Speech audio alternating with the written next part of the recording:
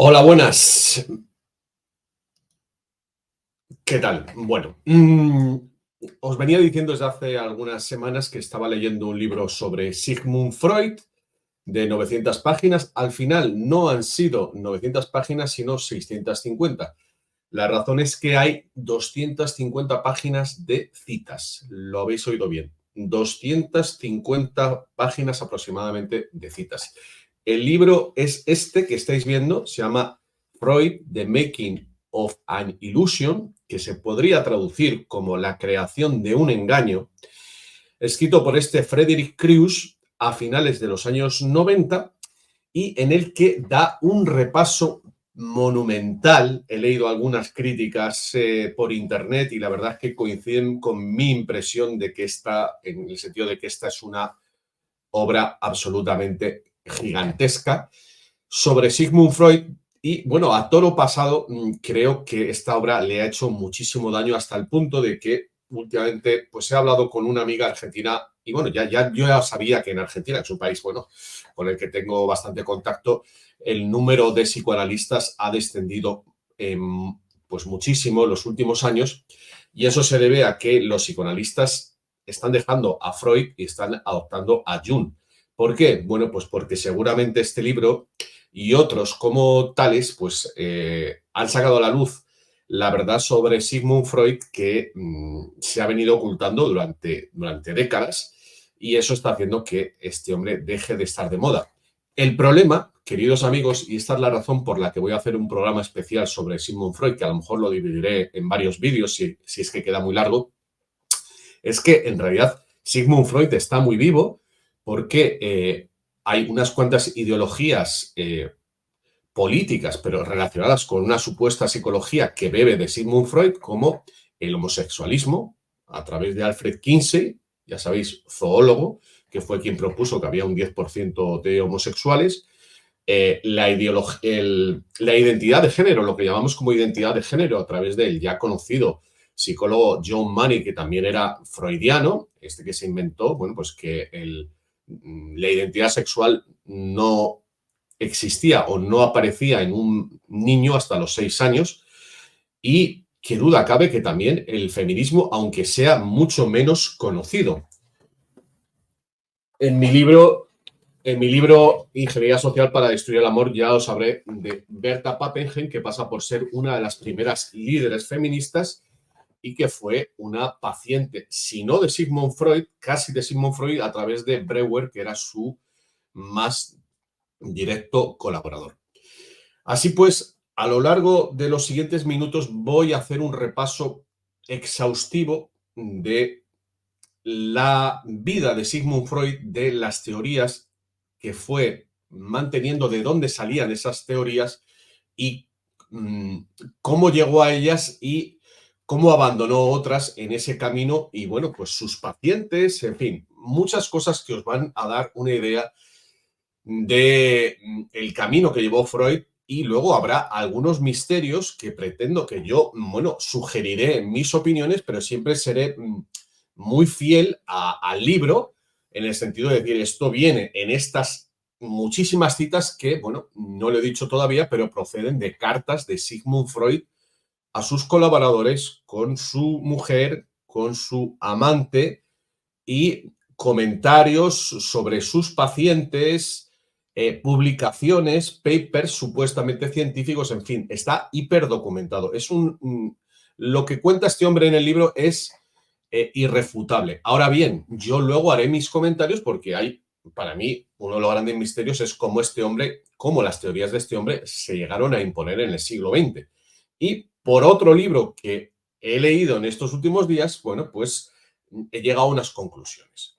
Así pues, mmm, comenzamos con Sigmund Freud y lo primero que tenéis que saber es que él era neurólogo de profesión, muchos lo sabréis, ¿no? Médico, y bueno, pues en principio él estaba dentro de unas corrientes en aquella época que cuando comenzaron los problemas psicológicos, tal y como los conocemos modernamente, y estamos hablando de los años 70 del siglo XIX, y empieza a ver la incipiente psicología de Wilhelm Wundt, la incipiente psiquiatría de Kraepelin, todos ellos en el ambiente alemán muy importante.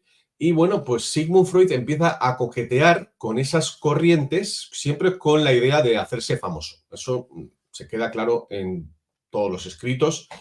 Y bueno, en un momento dado se fue a hacer una residencia a la clínica de un tal Charcot. Lo digo en francés para que lo vais a encontrar así, Charcot, escrito en francés, que era una de las grandes eminencias de la época en este campo de la neurología, que estaban investigando sobre todo la histeria. La histeria, bueno, se empieza a, no diría que normalizar, pero a generalizar una preocupación por las cosas que les estaban pasando a las mujeres, que eran un conjunto de síntomas entre los que había, yo qué sé, desde parálisis faciales, problemas en la alimentación, lo que ahora llamaríamos anorexia. Acordaos de Sisi Emperatriz, las películas estos que hizo Romy Schneider.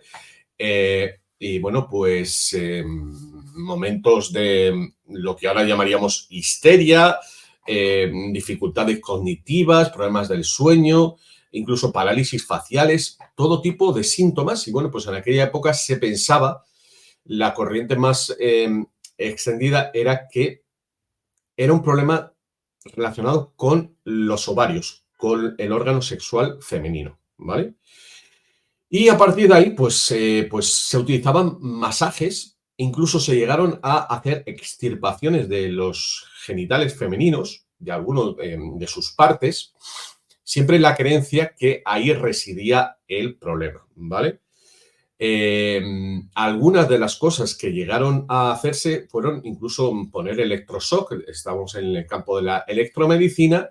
Y bueno, pues este Charcot tenía unos métodos, digamos, un poco más humanos, en el sentido de que estaba probando con las curas de reposo y con los masajes, pero también masajes en esas partes, donde se produjeron muchos abusos sexuales. Freud era uno de los que lo siguió haciendo durante décadas, es decir, abusaba sexualmente de sus pacientes.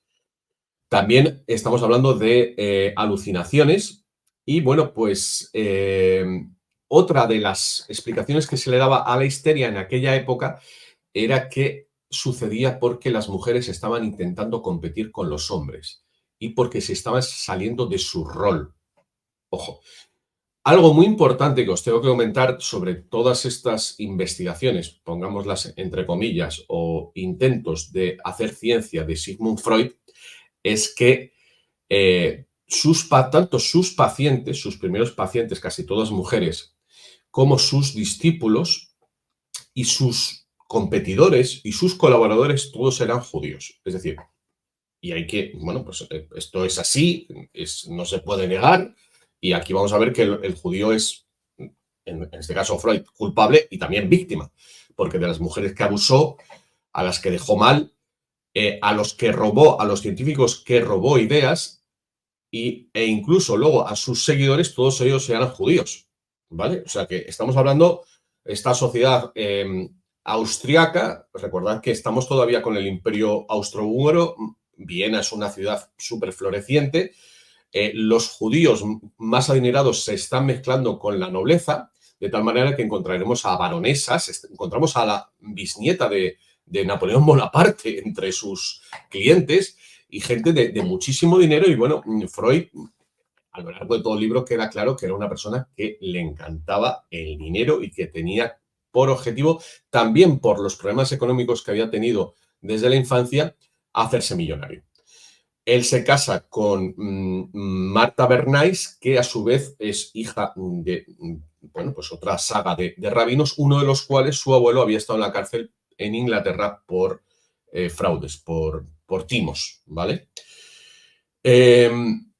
Bueno, en un momento dado, página 244, voy a intentar en todo momento ofreceros las páginas en las que esto se puede ver. Se dice que Freud se cansó del método del masaje porque sus pacientes se recuperaban y ya no volvían con él. Esto lo dice así. Dice, mandar a un paciente al balneario es una mala forma de hacer dinero y por eso pues deja de hacerlo, ¿vale? Los balnearios pues hacían masajes, se hacía una cura de adelgazamiento y bueno, que supuestamente eran síntomas de que se tenía histeria, ¿vale? Se llegaban incluso, como he dicho, a la extirpación de ovarios. Bueno, en todas estas fases que recorrió Freud hasta crear su supuesto método de el psicoanálisis, Freud se hizo famoso por el uso de la cocaína como terapia. Esto es algo que seguramente muchos conoceríais, yo incluso, pero lo que yo no sabía es que hasta qué punto Freud se aprovechó de esto y cómo fue que él comenzara a practicar, a usar la cocaína con métodos terapéuticos. Bueno, hay que decir que la cocaína fue primeramente sintetizada por el laboratorio Merck. Y este laboratorio, al igual que ocurriría casi un siglo después con el LSD y Albert Hoffman, pues se lo dio a una serie de médicos para que investigaran sus propiedades. Uno de ellos fue Freud. Así que se puede afirmar que Freud fue uno de los primeros científicos que investigó con la cocaína y también uno de los primeros que se volvió adicto a ella. ¿Para qué la usó Freud? Pues Freud creía que se podía curar absolutamente todo con la cocaína, comenzando por las adicciones a la morfina, que en aquella época, entre una parte de la población más adinerada, eran relativamente frecuentes. Así que Freud utilizó la cocaína como un siglo después se utilizaría la metadona para desengancharse de la heroína. ¿Qué ocurrió? Que Sigmund Freud se enganchó a la cocaína, a la cual de la cual fue un adicto durante 15 años. Según se dice aquí, hasta 1898-99. Freud le dio cocaína a gente, a pacientes que tenían migrañas, problemas con el sueño, problemas con la alimentación, en fin, se lo dio para todo. Él quería probar que la cocaína era el remedio universal y bueno, lo que hizo fue crear una gran cantidad de adictos a la cocaína. Por supuesto, no consiguió curar a nadie con ella, pero falsificó sus malísimos test, sus malísimos ensayos que no tenían nada de científicos y publicó algunos artículos que a los pocos años pues, fueron refutados de tal manera que Freud perdió la poca credibilidad científica que tenía, pero aún así consiguió un cierto bombo que le serviría para luego su posterior carrera. Bueno, después de la cocaína, él se metió en el tema de la hipnosis, algo que, bueno, venía pululando en lo que llamaríamos ahora círculos New Age, en esos ambientes, digamos, de la medicina, podemos llamarlo alternativa, pero en aquella época todavía, estamos hablando del siglo XIX, todavía no estaba muy constituida. Tenemos en cuenta que, bueno, pues la Revolución Francesa con la sustitución de Dios por la ciencia había sido en 1789 y, bueno, pues esa nueva ciencia, como casi como una religión, se estaba conformando con sus dogmas, pero todavía, bueno, pues había el recuerdo de un tal Mesmer que hablaba del magnetismo, hablaba de, bueno, incluso pues había científicos que estaban experimentando con la hipnosis. Y bueno, Freud, por lo visto, era muy malo hipnotizando. De hecho, pues él no consiguió hipnotizar a nadie y, bueno, pues abandonó esa práctica, pero hay que quedarse con esto, que Freud estuvo utilizando la hipnosis porque luego veremos que realmente el psicoanálisis es una prolongación de esa técnica que pues no llegó a utilizar o a convertirse en un gran hipnotista, ¿de acuerdo? Como he dicho, Freud tuvo algunos mentores, el primero de ellos Charcot, y luego estuvo muy relacionado con dos médicos también judíos, un tal Fleiss y otro tal Fleischl. La pronunciación es parecida, pero uno se escribe Fleiss y el otro Fleischl, ¿ok?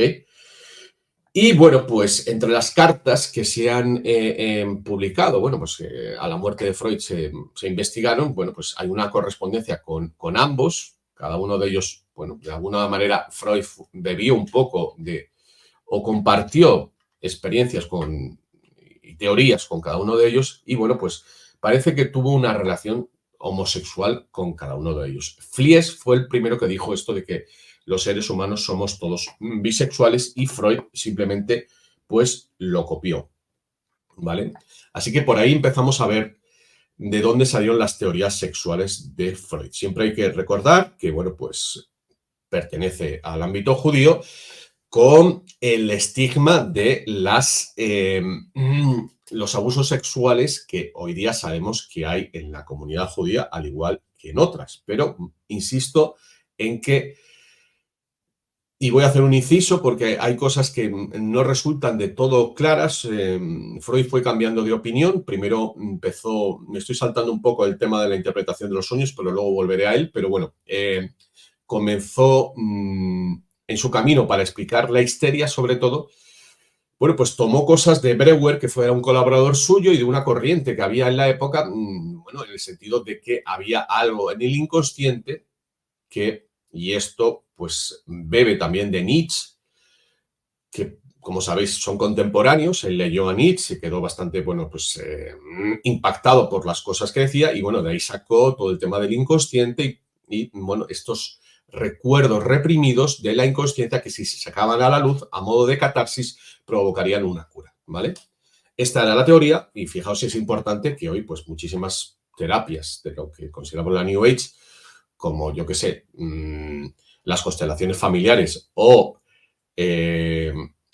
los registros acásicos beben de aquí. Así que, bueno, de alguna manera, aunque el psicoanálisis está ya pasado de moda, las influencias perviven, ¿no? Bueno, he comentado al principio que el feminismo también tiene mucho que ver con el psicoanálisis. De hecho, lo he venido comentando desde hace tiempo, pero frases o dogmas o digamos que latiguillos de Freud, como la envidia del pene o matar al padre, desde luego que son, iba a decir síntomas, pero son como preludios del feminismo. Insisto, estamos en el siglo XIX todavía, a finales del siglo XIX, y ahí fue donde comenzaron estos movimientos, no, personalidades feministas. Todavía no había comenzado el sufragismo, es decir, bueno, pues la reclamación, es que tampoco había un derecho de voto todavía, pero la reclamación del derecho de voto para las mujeres y, como he contado en el libro Ingeniería Social para Destruir el Amor, y fue uno de mis descubrimientos, esta primera paciente de Freud, que no fue de Freud, sino de su más directo discípulo, Breuer, bueno, colaborador más que discípulo, pero que Freud influyó mucho en su tratamiento. Esta era una mujer, Berta Pappenheim, que pasó a la posteridad con el nombre de Anna O, que era, bueno, pues hija de un banquero que, bueno, había perdido a sus padres y a sus hermanos y, bueno, pues los síntomas que tenía era pérdida de peso, debilidad y una tos que no se le pasaba, bueno. Y bueno, pues llegó a estar 4 meses sin levantarse de la cama y tenía, bueno, pues una especie de lo que ahora llamaríamos una bipolaridad. Y bueno, pues Freud, a través de Breuer, empezó a tratarla. Esta es la primera paciente de Sigmund Freud y, como digo, acabaría fundando la Asociación de Mujeres Sionistas. No se dice en el libro, pero yo desde luego pienso que el pensamiento, la proyección de los pensamientos de Freud a esta Berta Pappenheim, pues influyó soberanamente en, bueno, pues la fundación del movimiento feminista, ¿vale?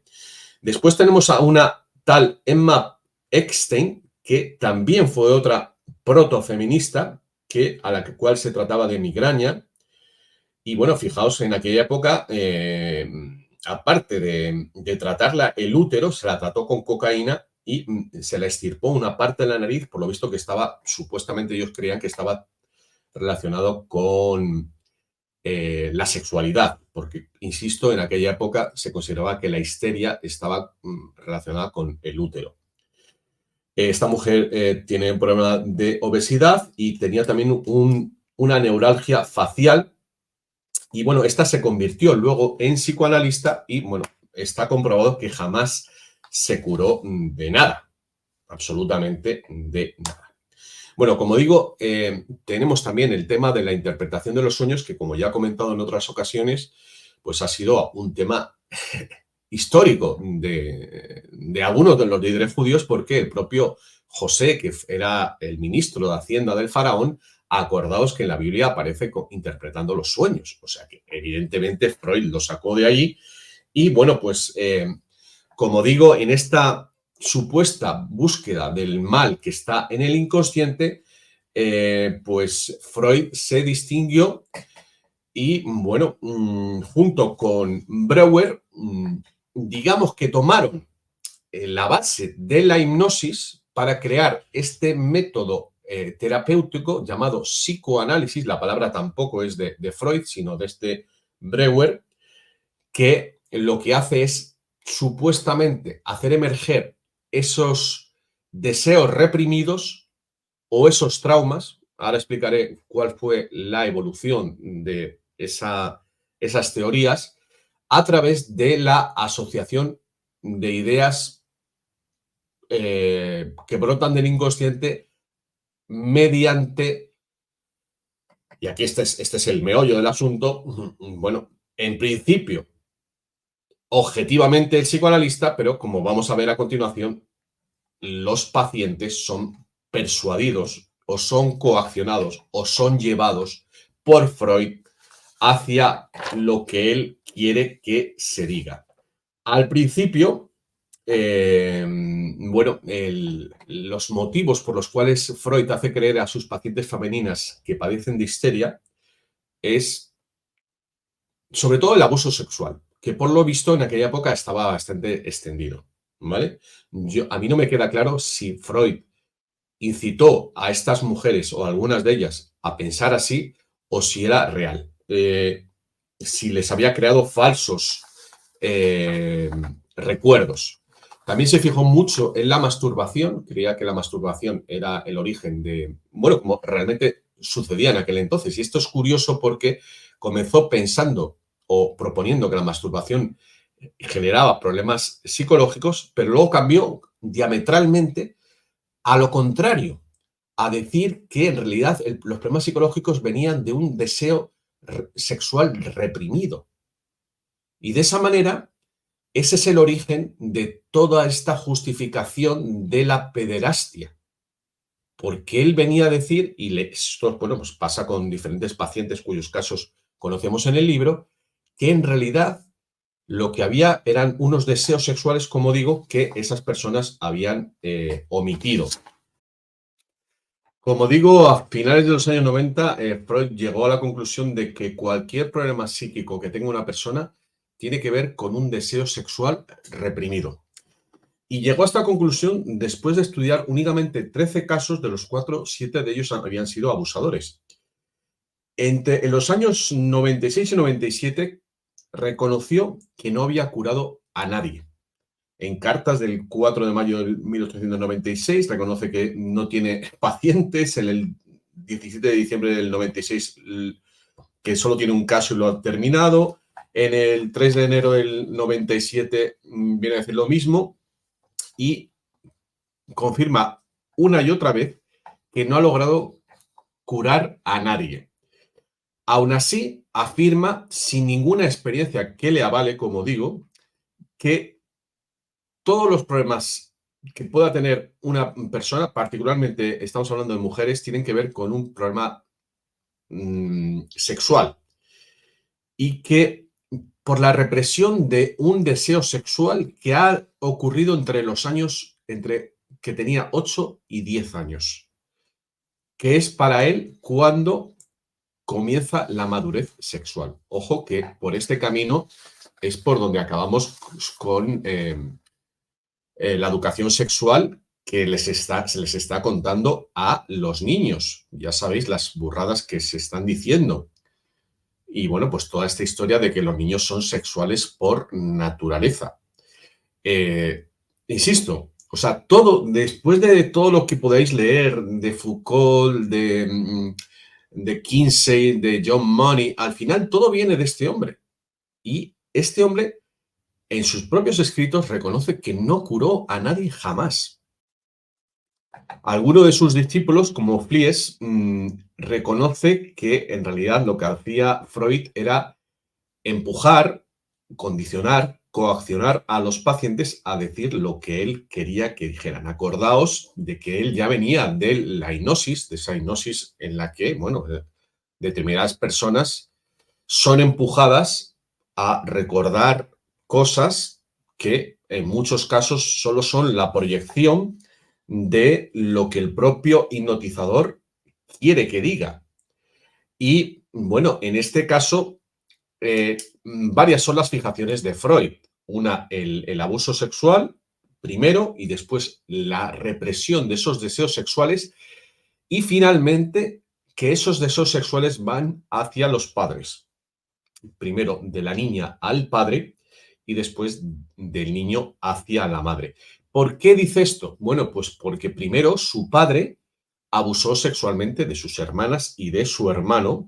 Y segundo, hasta donde investiga este hombre, el autor de The Making of an Illusion, también podía haber habido una relación edípica entre el propio Sigmund Freud o con su madre, o bien unos celos porque la madre de Freud tuvo muchos hijos y la madre de Sigmund Freud, y Sigmund Freud, bueno, pues tuvo el complejo este del príncipe destronado porque llegó otro hermanito muy rápidamente y él dejó de tener atención. Cosa que evidentemente tiene bastante que ver con sus teorías y, en definitiva, el inicio del psicoanálisis que comienza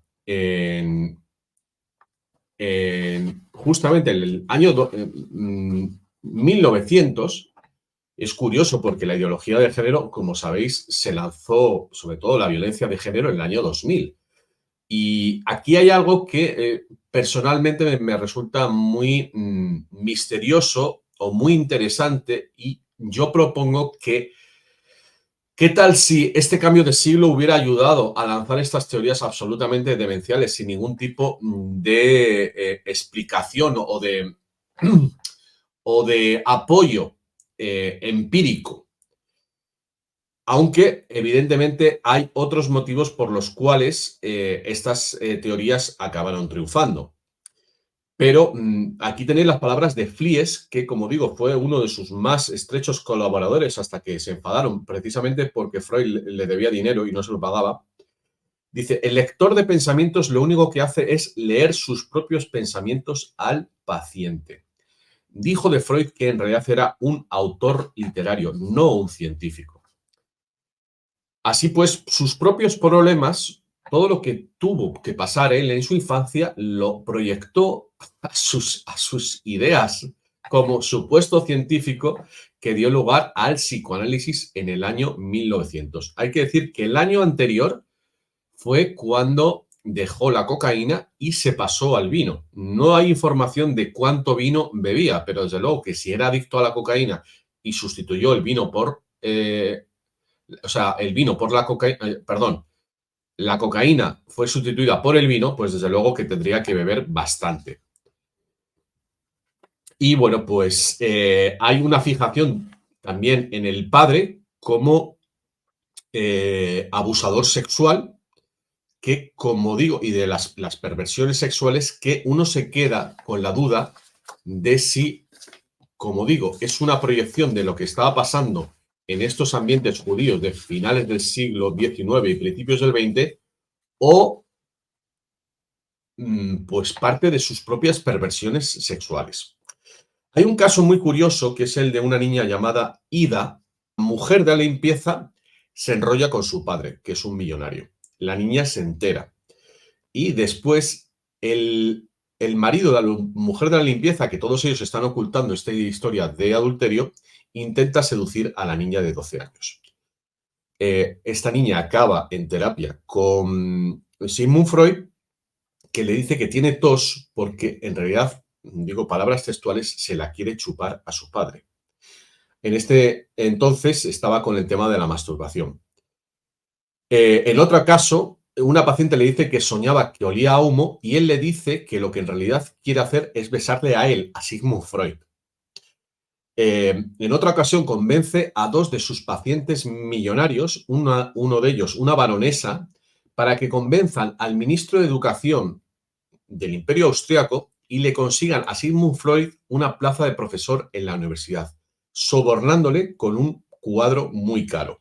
Esto sucede en el año 1901-1902. Esta plaza de profesor que ganó fraudulentamente, como acabo de explicar, fue lo que comenzó a crearle una aureola de sabio.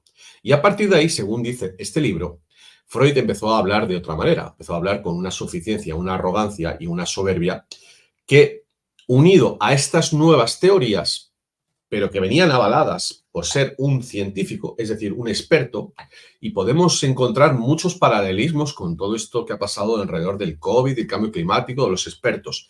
Y aquí es donde empezamos, bajo mi punto de vista, a explicar cómo esta serie de tonterías tan nocivas, tan perniciosas para la sociedad, llegaron a convertirse en una corriente tan seguida y casi que, bueno, pues que ha creado corrientes políticas que han llegado, bueno, a la ONU. La ONU está directamente con todo esto de la educación sexual y todo el LGTBI, todo esto que vive de Freud.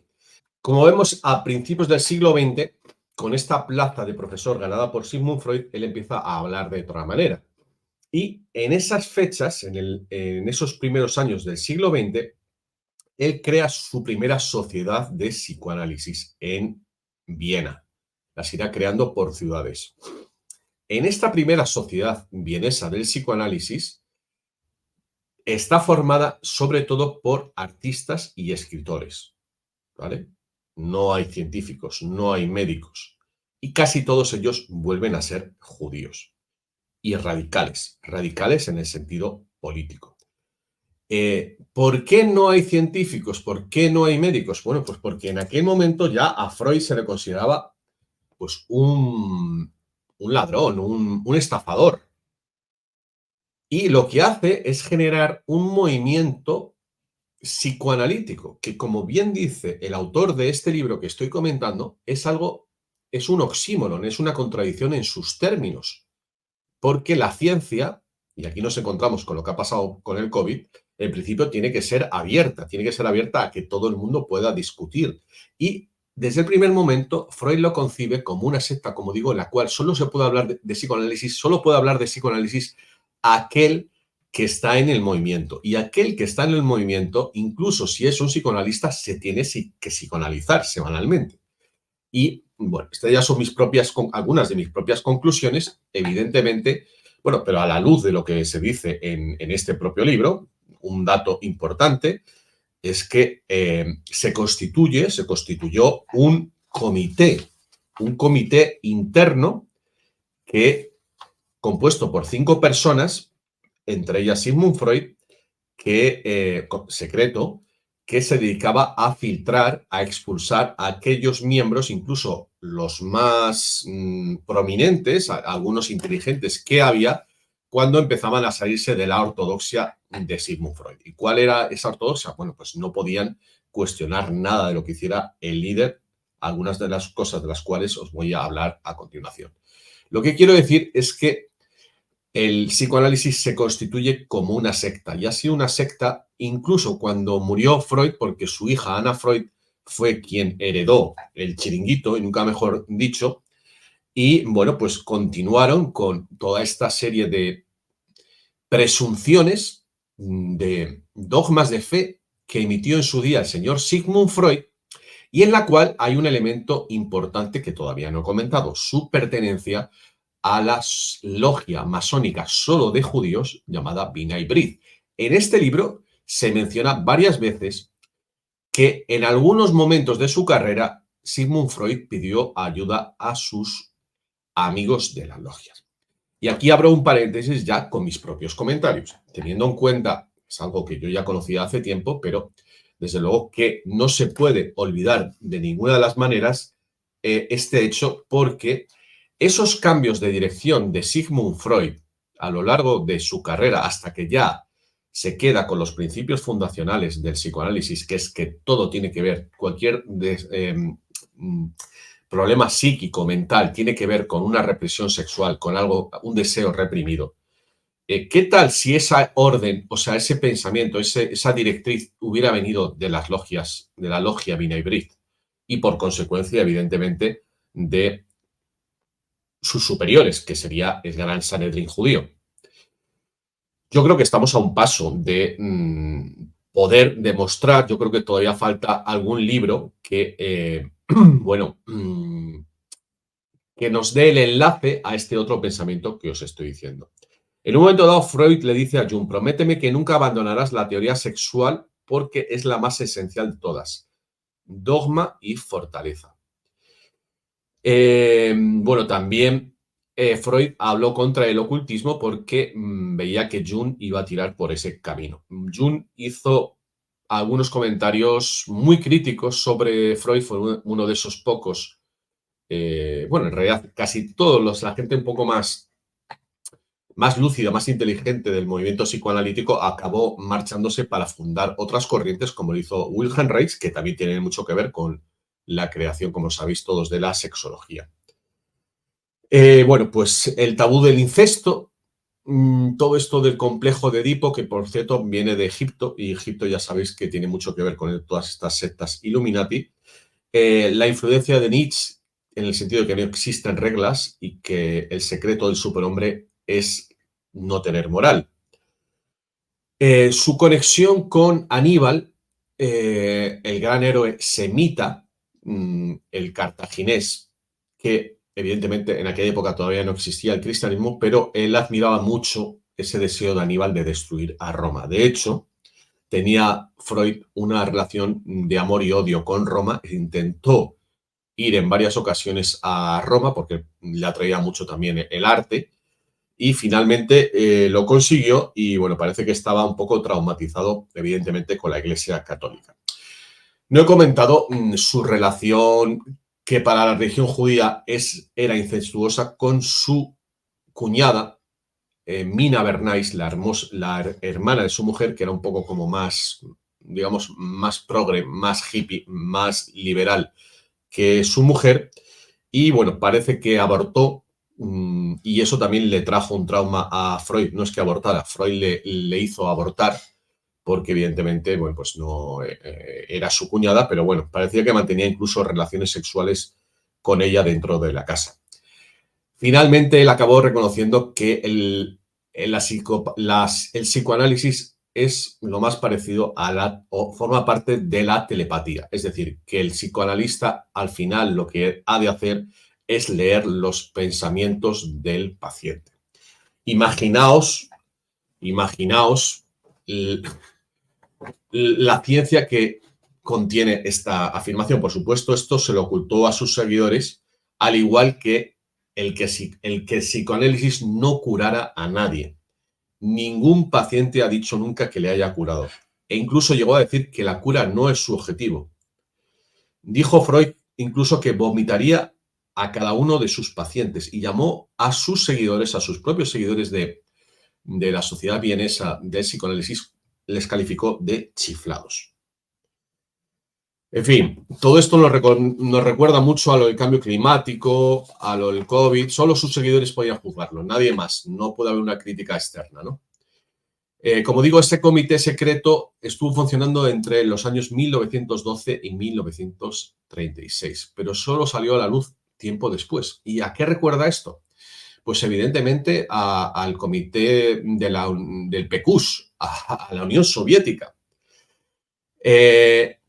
Y aquí es donde entra un elemento bastante importante que he descubierto en otro libro que he leído en estas últimas fechas.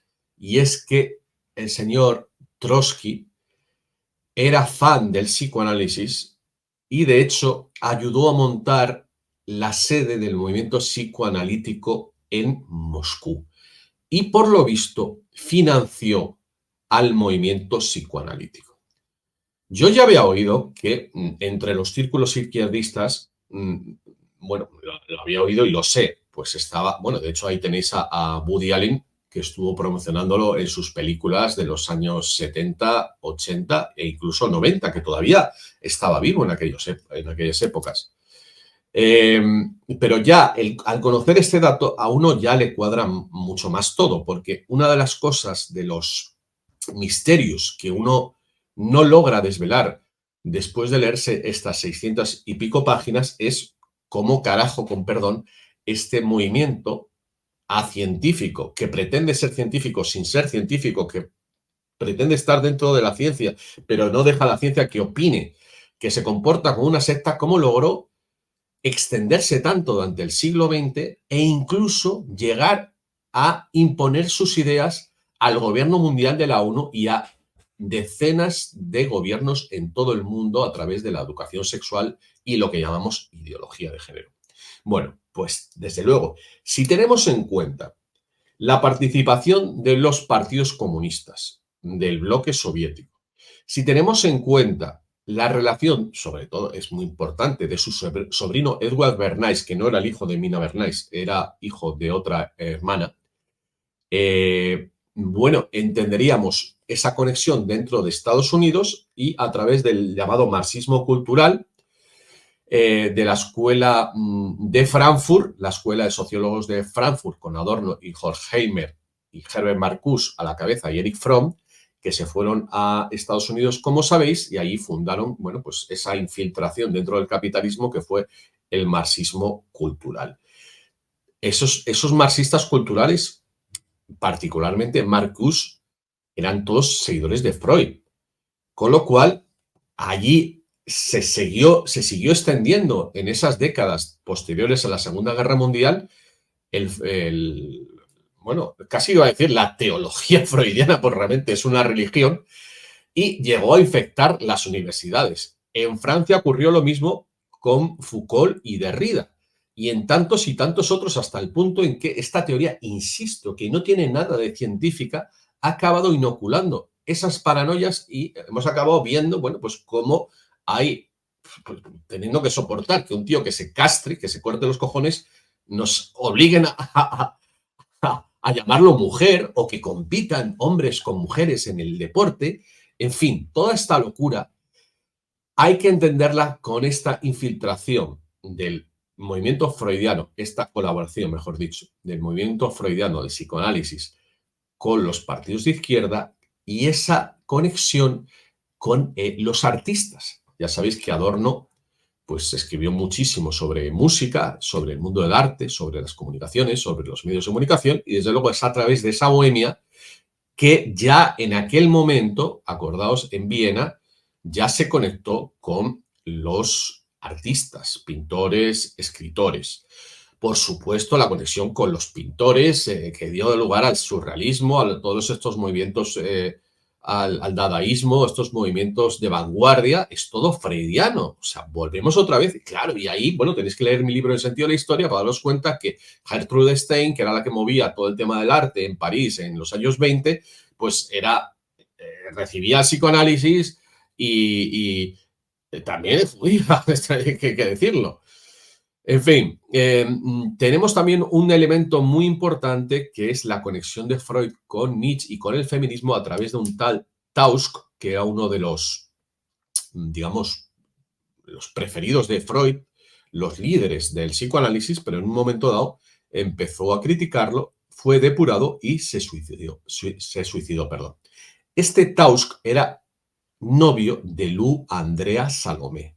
¿Quién es esta Lou Andrea Salomé? Pues esta es el misterioso amor imposible de Nietzsche, la mujer que volvió loco a Nietzsche y fue una de las primeras feministas. Simone de Beauvoir, que fue otro de los iconos del feminismo, mujer amante de Jean-Paul Sartre, también estudió el psicoanálisis, aunque lo criticó, pero bueno, eso os da una idea de lo importante que era el psicoanálisis en Europa, en todo el mundo occidental, sobre todo para esas progresías, esas élites progresistas, el psicoanálisis. Y bueno, pues, ¿por qué no? Habría que hablar de su hija Ana Freud.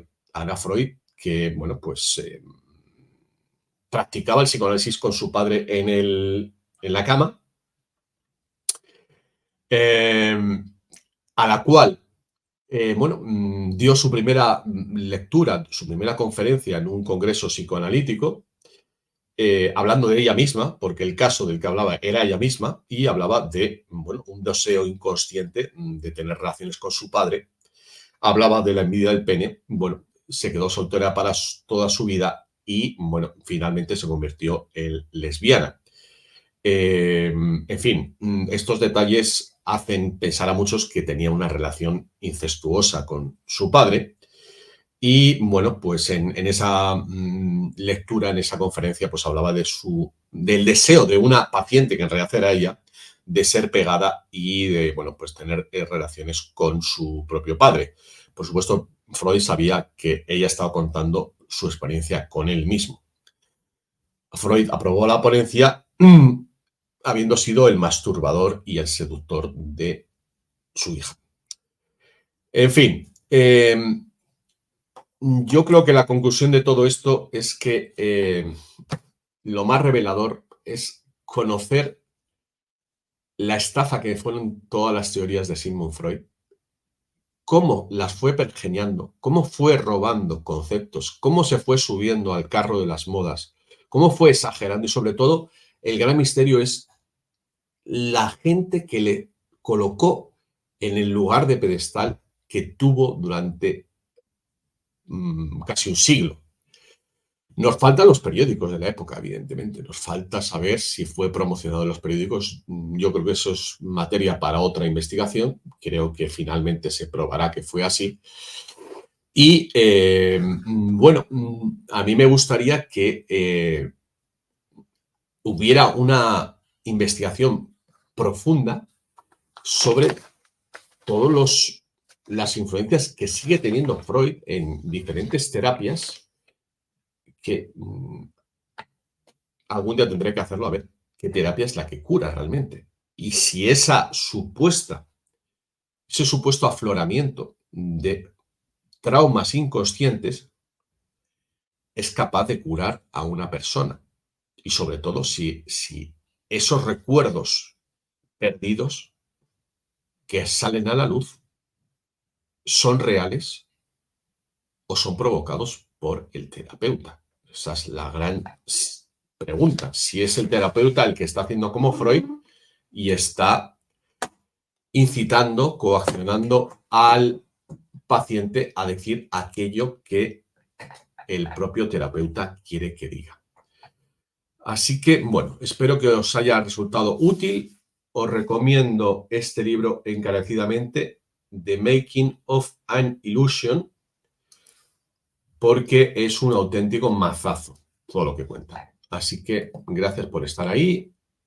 Os dejo aquí mis libros, los podéis encontrar en libros.rafapal.com y si los queréis adquirir aquí en rafapal69@gmail.com. Hasta otra.